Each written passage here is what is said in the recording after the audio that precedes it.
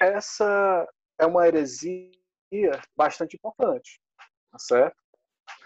Ao final, quando a gente estudar todas essas heresias, que até o século V, até o século VI, são heresias importantes, porque a gente pode até se perguntar, estava lá na ementa da disciplina, né? Professor, qual a necessidade de estudar as heresias na disciplina de patrologia? Como se nós já estudamos que a patrologia é o estudo dos padres, né? A atuação dos padres da igreja primitiva, até o século V, é claro e evidente que eles atuaram nessas heresias. Tem alguém com o microfone ligado, por favor?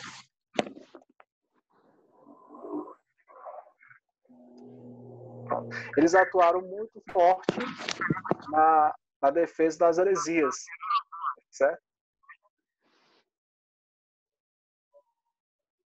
Então, o arianismo,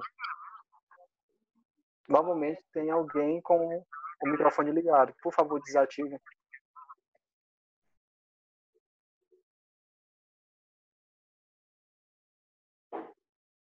Vamos lá.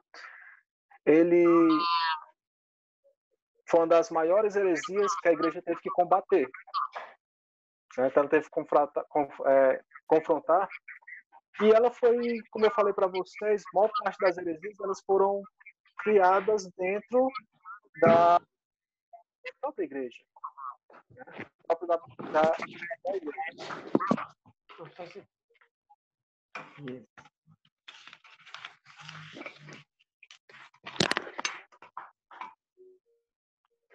E o Ário, ele era um presbítero, certo? Ele era um presbítero, só que interessante. O Ário, ele pregava que Cristo não era Deus. Que Jesus, o Cristo, não era Deus. Mas ele era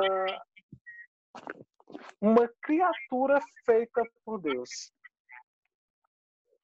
Certo? Ele era uma criatura feita por Deus. E com isso, ele fez o quê? Ele usou para defender para disfarçar a sua teoria, a sua heresia. Ele foi muito sábio. Ele foi muito sábio. Porque para disfarçar a heresia dele, ele usou termos ortodoxos e semi-ortodoxos. Né? Ele foi pegando um pouco do pensamento oriental e um pouco do pensamento ocidental para disfarçar a heresia dele. Né? E aí ele foi criando uma confusão muito grande no meio da igreja. Uma confusão, e piorou que ele foi ainda tendo apoio de bispos, né? Alguns bispos o apoiavam, outros bispos o rejeitavam. Né? Porque onde é que está, literalmente, professor, a essência da heresia do Ário? É o fato de ele ter tirado, né, ter dito, ensinado que Cristo não era Deus, mas uma criatura criada por Deus. Entendeu? Né? Que Cristo não teria a natureza divina. Que Cristo não seria propriamente Deus, mas uma pessoa submissa à vontade de Deus. Uma pessoa uma criatura de Deus que não tinha vontade próprias, que foi obrigada a assumir a missão que Deus tinha conferido a ele. E Ário, ele se apoiava em uns textos bíblicos. Se a gente for observar, Ário era muito sábio, né? Ário era muito sábio quando usava aquela palavra, aqueles textos, né? Que Jesus realmente ele dá a entender que ele está abaixo do Pai. A doutrina da Trindade nos ensina que Pai, Filho e Espírito Santo são iguais, em iguais importância, mudando apenas a função e a ação no meio da história humana e da história da igreja.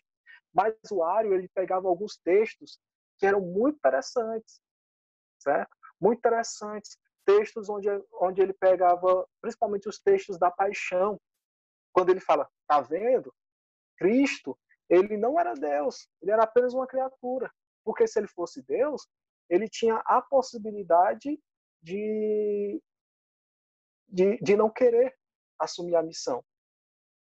Ario pegava aquele texto dos evangelistas, quando Jesus está no Horto das Oliveiras e Jesus fala, Pai, afasta-se de mim esse cálice. Ario dizia, viu, está vendo?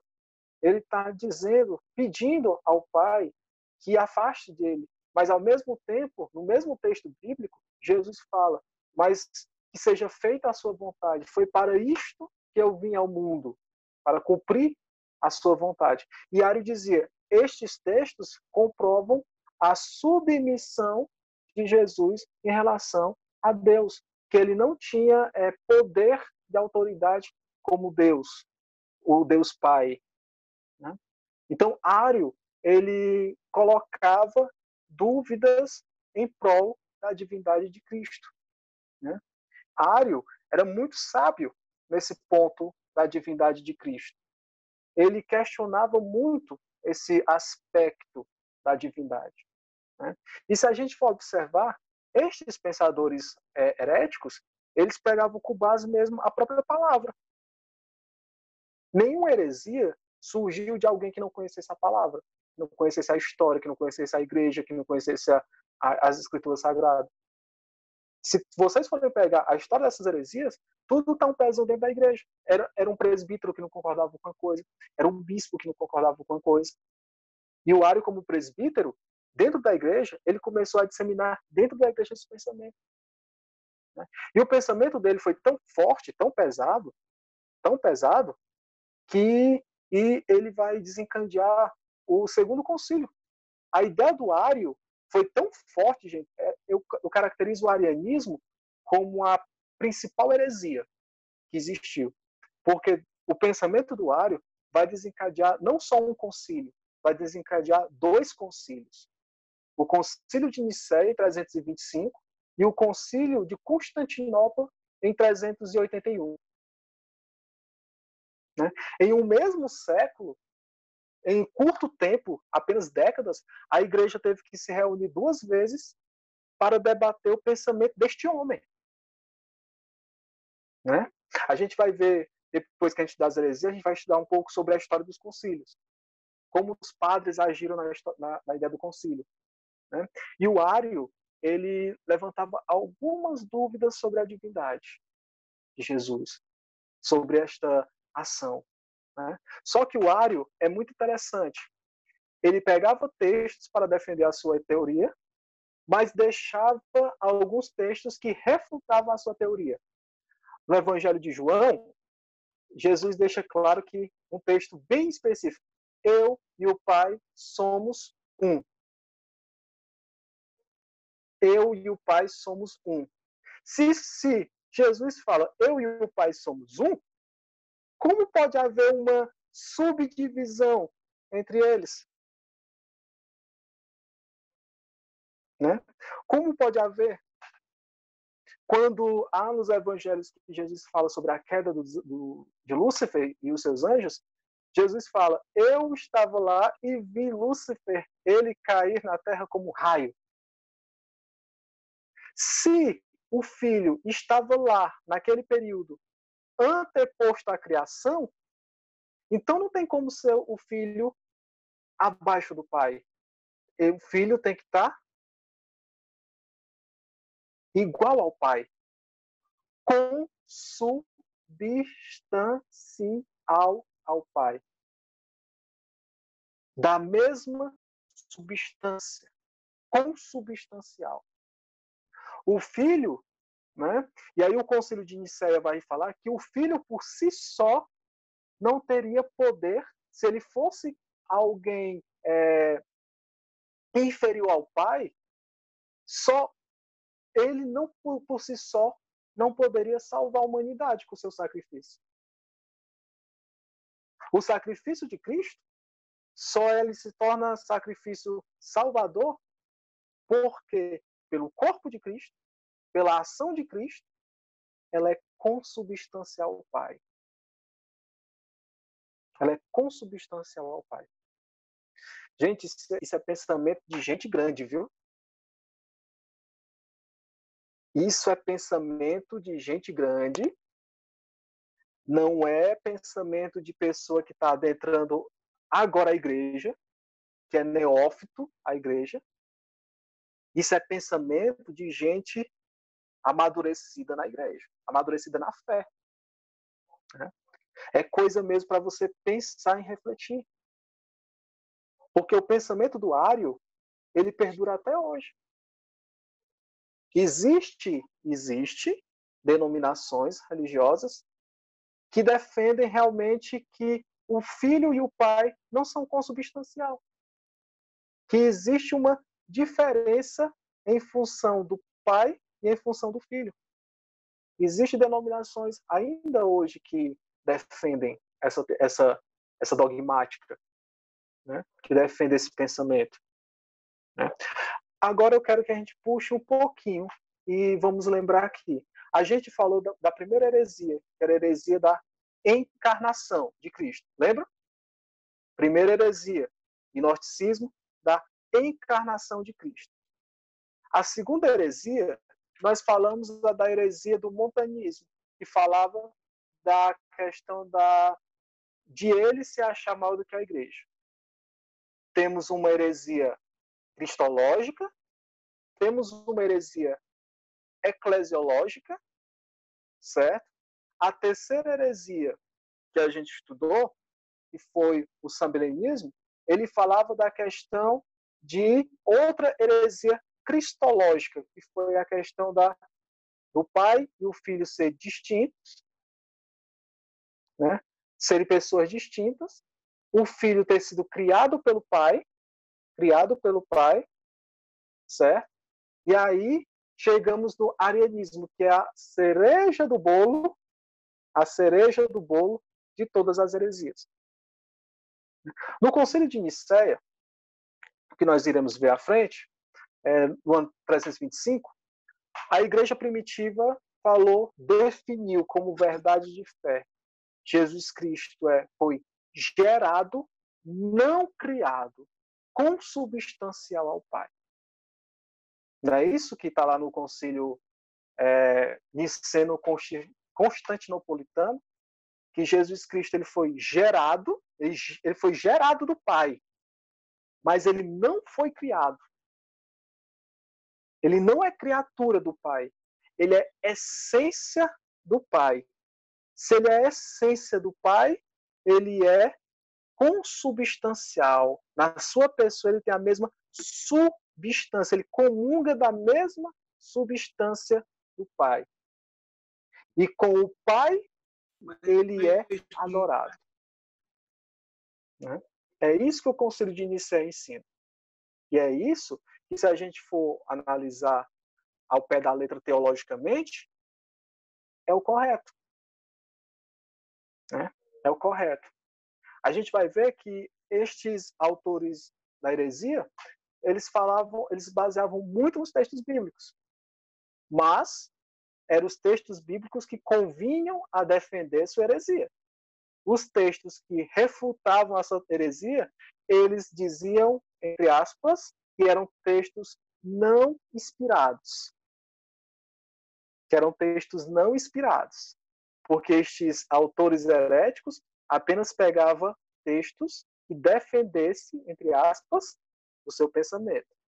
E aí eu tenho uma ideia que eu gosto de carregar comigo. Um texto sem contexto vira um pretexto.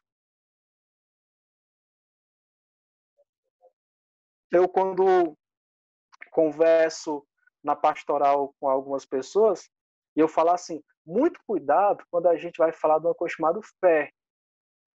Porque um texto, fora do contexto, gera um pretexto. E todo pretexto gera uma tempestade. Entendeu? Esse é o meu pensamento, que eles seguiam essa teoria. Né?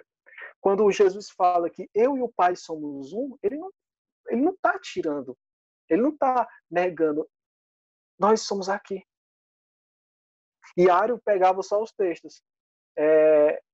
Na casa de meu pai há muitas moradas. Quando a mãe de André e Tiago, Tiago, não me lembro, o João, diz, Senhor, quando chegar no teu reino, bota um filho meu à tua direita, outro filho meu à esquerda. E Jesus fala, não cabe a mim definir, né? Cabe ao Pai. E Ario pegava esses textos, fora do contexto, e dizia, tá vendo? Ele não tem a mesma essência. Porque se ele tivesse a mesma essência, ele mesmo já dizia, como ele já dizia, não, você vai estar um da minha direita, outro da minha esquerda. Mas Ario deixava passar. Oi. Quem está chamando? Professor, mas Paulo falava que a fé sem ação não era nada. E uma coisa completava a outra. Não é isso? Exato. Eu até concordo. Como é que você quer ter fé se tu não tem ação? Você tem que morrer alguma coisa para poder ter. Fato. Eu concordo plenamente com ele. Fato. E o Ario simplesmente falava o seguinte, olha, interessante, Jesus falava isso, queria defender isso, ele era submisso a Deus, mas também esquecia aqueles textos específicos que Jesus fala para o ladrão e fala, hoje estarás no reino do céu. Ele foi enfático, ele disse, hoje tu já está no reino do céu. Se ele não era Deus, se ele não tinha a essência de Deus, como é que ele já deu a garantia de salvação para aquele ladrão no Calvário? Não é? Não é umas coisas para a gente ficar pensando. Alguém tem mais alguma contribuição sobre o arianismo? Seria aquele texto também, né, que ele diz, eu sou a verdade e a vida, né? Quem conhece a mim, conhece o Pai, né? Então ele dá a certeza, né? O texto mesmo também, aquele diálogo com Tomé, né? Senhor, mostra-nos o Pai, não é isso? Sim. Tomé, quanto tempo tu estás comigo e não diz que não viu o Pai? Quem vê a mim, vê o Pai. O Pai, Eu acredito que eles usavam os textos que era conveniente a eles, né? Acho que toda heresia era uma interpretação errônea, né? Por isso que eu coloquei no texto aí, Expedito, que Ario disfarçava de a sua ideia, ele disfarçava de ortodoxia, verdade, né? Semi-ortodoxia, que era uma meia-verdade, que era a interpretação dele, para causar essa confusão no seio da igreja. Ele pegava uma verdade com a meia-verdade, e eu aprendi na filosofia que verdade com meia-verdade não é verdade, é mentira. Interessante. Isso eu aprendi isso na dialética do Aristóteles, que é assim, se tu pegar uma verdade, mas tu pegar outra pessoa com a metade da verdade, não é verdade não, é mentira. Né? Então, eles utilizavam muito disso. Tá certo? Então, gente, são 13 por... Ana Alice está presente? Eu sim. Pronto. Carmen e Suzana? Sim, estou presente. Denilson? Edson? Pronto.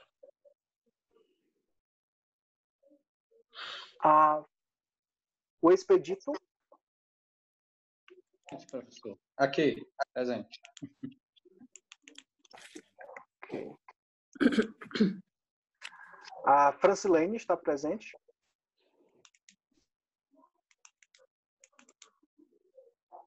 Francisca Chaves está... Francilene está presente, né? Tô. Certo. Francisca Chaves. Estou aqui, professor. Jaqueline. Presente. Lenildo. Presente. Maria do Socorro.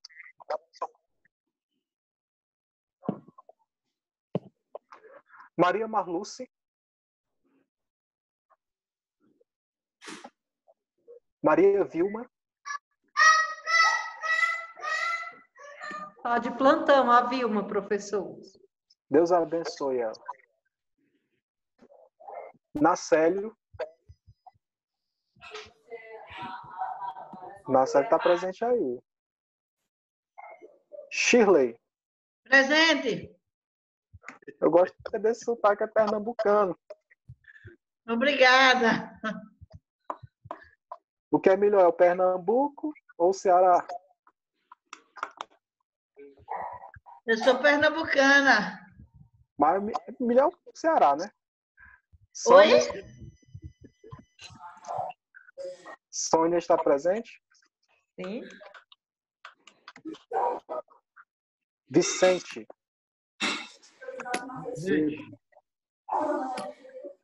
Tem dois Vicente.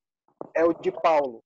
Vicente de Paulo está presente? E o Nogueira está presente? Presente. Estou presente. Wagner está presente? Não. Ok. Encerramos aqui. Vamos lá. Continuando a nossa aula.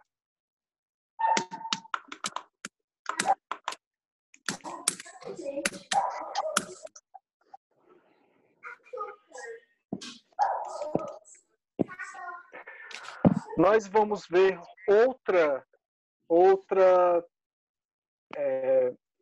heresia também muito importante, certo? Que é o pelagianismo, no século V. Quem vai trabalhar contra o Pelágio, que tem um livro muito importante e fala desses debates, é o nosso querido Agostinho de Hipona, né? O Pelágio, minha gente, ele teve um pensamento que perdura até hoje. Há pessoas que perduram até hoje. Até o João Calvino defendia a ideia do pelagianismo, né? Na questão da predestinação, certo? O João Calvino ele defendia muito esse aspecto da predestinação, com algumas variantes da ideia do Pelágio. Então, como eu coloquei para vocês aí, Pelágios, ele era um monge gaulês que deu início a esta heresia que carrega seu nome, pelagianismo. Ele negava, vamos prestar bem atenção, ele negava que nós herdamos o pecado de Adão e alegava que nos tornamos pessoalmente pecadores apenas porque nascemos em solidariedade com a comunidade pecadora na qual nos dá mau exemplo. Vou ler de novo para que vocês possam entender esta heresia pelagiana. Ele dizia que nós não herdamos o pecado de Adão, e ele dizia que nós só nos tornamos pecadores porque nós nascemos em comunhão, em solidariedade com esta comunidade pecadora, na qual me dá mau exemplo. Vocês já ouviram aquele pensamento do Jean-Jacques Rousseau, quando ele fala assim, o homem nasce bom, mas é a sociedade que o corrompe? Vocês já ouviram isso? O homem nasce bom, mas é a sociedade que corrompe ele. Sim, já ouvimos, sim. Já ouvi, já. Pois ele tem um pezinho nessa teoria aí, tá certo? O Rousseau, ele era um deísta, certo? Ele acreditava numa divindade, mas que essa divindade não tinha nome, não tinha forma, e apenas existia. Ele era um deísta. E ele e o Voltaire. E eles defendiam essa ideia de que o homem não tem esse negócio de nascer ruim, não. Ele só nasce ruim porque nasceu nessa sociedade pecadora, certo? É como se você nascesse, o ato de você nascer, o ato da sua mãe lhe gerar já no hospital, significa que você absorveu os pecados desta sociedade aqui. desta comunidade pecadora. Tá certo? E se ele dizia isso, ele negava uma coisa bem interessante também, que a gente vai ver aqui, que o Agostinho dizia. A primeira heresia dele já está pegando aí, certo? Já está pegando aí. A segunda, que o Pelágio defendia, é que ele negava, preste bem atenção, ele negava que herdamos a santidade ou justiça como resultado da morte de Cristo na cruz. Ele dizia que a gente só se torna justo através dos exemplos da comunidade cristã. Só se a comunidade cristã seguisse os exemplos de Jesus. Certo? Agostinho dizia que o sacrifício de Cristo na cruz já nos garantiu a salvação, a santidade. Que o sacrifício de Cristo teve uma única finalidade, a salvação. Tá certo? Mas o Pelágio, ele dizia o seguinte, não é isso não. Não pense que só porque Cristo morreu na cruz você já está salvo, não. Você tem que seguir os seus exemplos. E aí, eu quero puxar uma coisa bem interessante. Nessa aí, tem parte heresia e parte não heresia. Eu quero que vocês prestem bem atenção. No segundo parágrafo, nós temos 50% de heresia, 50% de não heresia. Correto? Quem pode me dizer aí qual é o 50% aí de heresia, por favor? Libere o microfone e fale.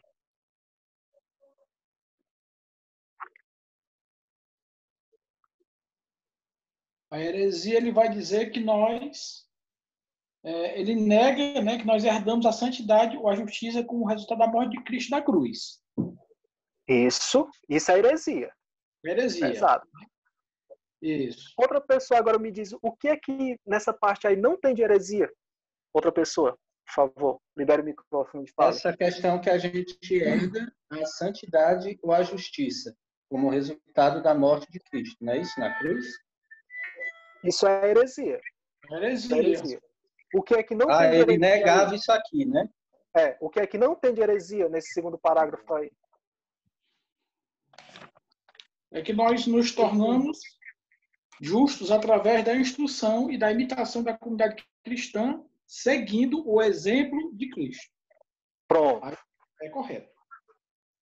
Pronto.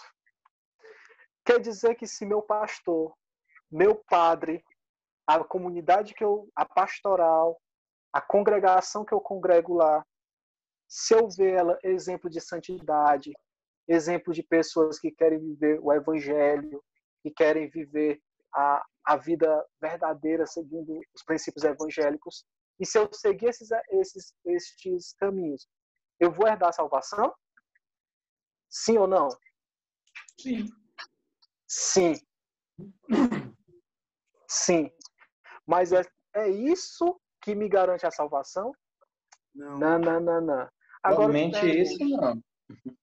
Te pergunto, se Cristo não tivesse morrido na cruz, tivesse derramado seu sangue, dado seu corpo na cruz, só seguir o exemplo dos apóstolos, tudo, seria suficiente? Não, com certeza não. Porque Paulo diz o seguinte, se Cristo morreu e não ressuscitou dos mortos, então é vã a sua... Eu acho que não existia cristão não, né? Não existia não, porque Paulo deixa claro nos seus escritos. Se nós negamos a morte e a ressurreição de Jesus, é vã a nossa fé. É vã a nossa fé. Vocês estão conseguindo entender como é que eles conseguiram fazer um jogo de pensamento ao ponto de seduzir as pessoas a achar que aquilo era uma verdade convicta? Os caras eram muito inteligentes, né? Lenildo, eles eram mestres no pensamento e na oratória. na oratória, na retórica, de convencimento das pessoas. Só para vocês terem uma ideia, o Pelágio, ele não se contentou só aí não, viu, gente? Mudando o próximo slide.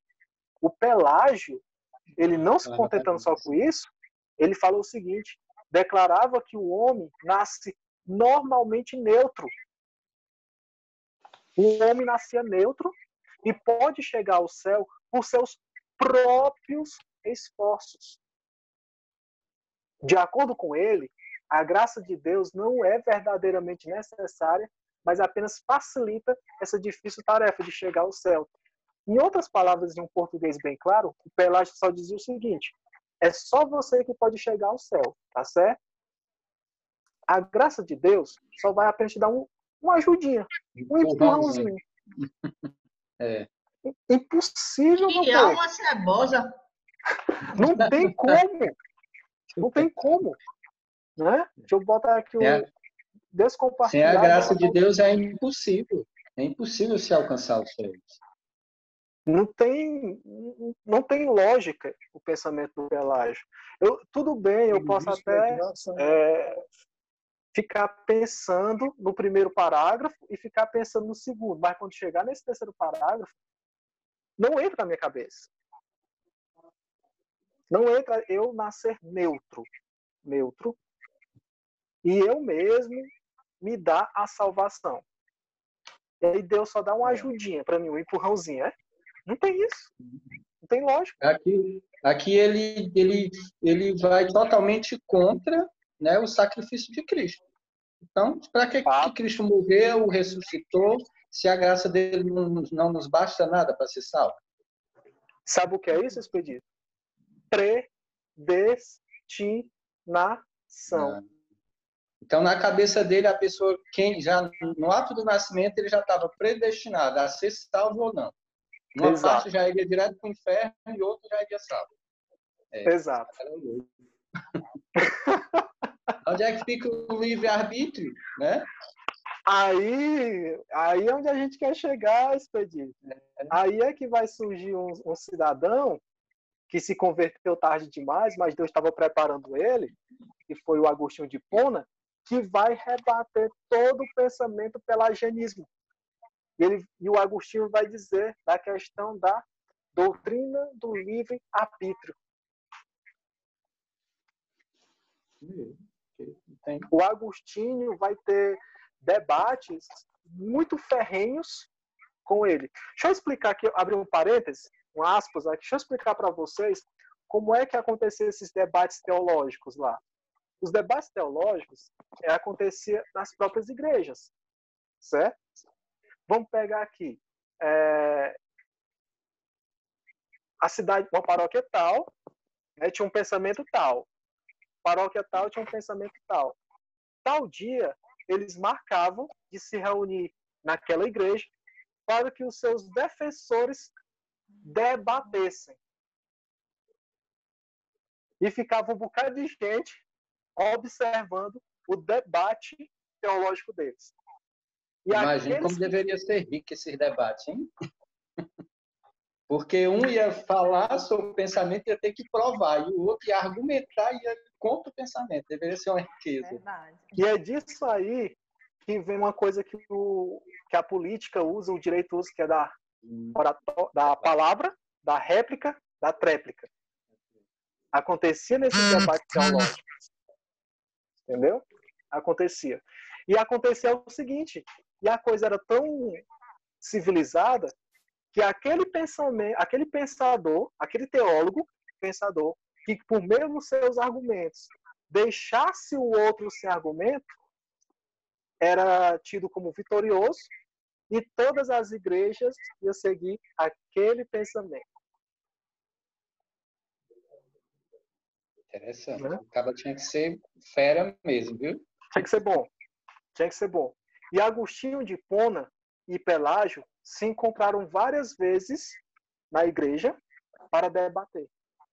E no fim, Agostinho sai vitorioso. Ele rebate todas essas teorias, essas ideias doutrinais do Pelágio e oficializa aquilo que a gente chama do livre-arbítrio.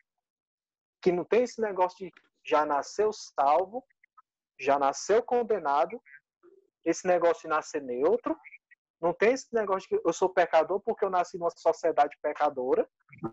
Não. O Agostinho refuta, faz cair todo o pensamento, toda a ideologia do Pelágio e levanta apenas uma coisa. Deus é bom e a prova da sua bondade é o livre-arbítrio, que é a capacidade de cada um fazer o seu caminho, a sua história.